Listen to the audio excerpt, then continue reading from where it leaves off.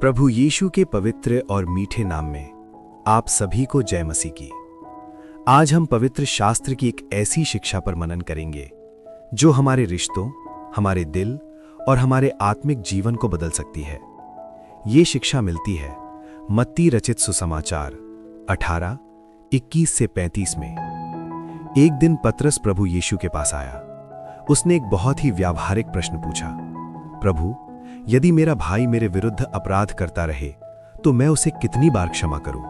क्या 7 बार तक? उस समय 7 बार क्षमा करना भी बहुत बड़ा माना जाता था। शायद पतरस सोच रहा था कि उसने बहुत उदार बात कही है, लेकिन यीशु ने उत्तर दिया, मैं तुझसे ये नहीं कहता कि 7 बार तक, परंतु 70 गुना 7 बार तक। इसका अर्थ संख्या नहीं था, इसका अर्थ था क्षमा की कोई सीमा नहीं।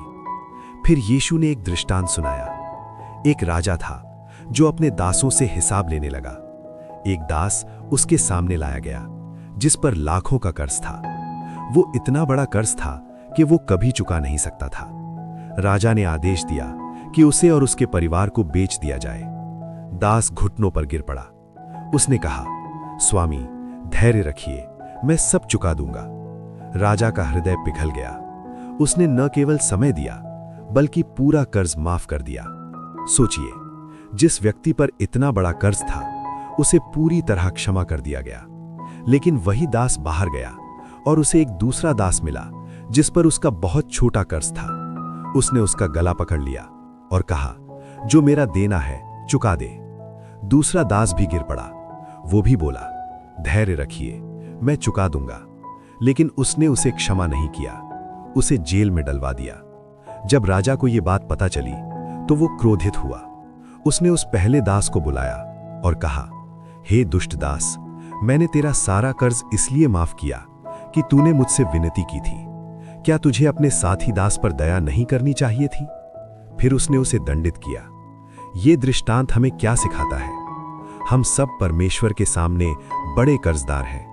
हमने गलतियां की, पाप किए, कमजोरियां दिखाई, लेकिन परमेश्वर ने हमें क्षमा किया, अनुग्रह दिया, नई शुरुआत दी।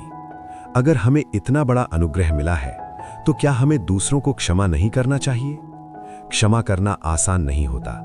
कभी कभी चोट गहरी होती है, शब्द चुभते हैं, धोखा दर्द देता है। लेकिन क्षमा का अर्थ ये नहीं कि हम भूल जाएं। क्षमा का अर्थ है हम अपने दिल को कड़वाहट से मुक्त कर दें। जब हम क्षमा नहीं करते तो हम दूसरे को नहीं, खुद को कैद करते हैं। क्षमा स्वतंत्रता है, क्षमा शांति है, क्षमा आत्मिक परिपक्वता है। अब आपका ध्यान। इस वीडियो में एक गुप्त पंक्ति छिपी हुई है, लाल अक्षरों में, कुछ सेकंड के लिए। अगर आपने देख लिया तो कमेंट में जरूर बताइए।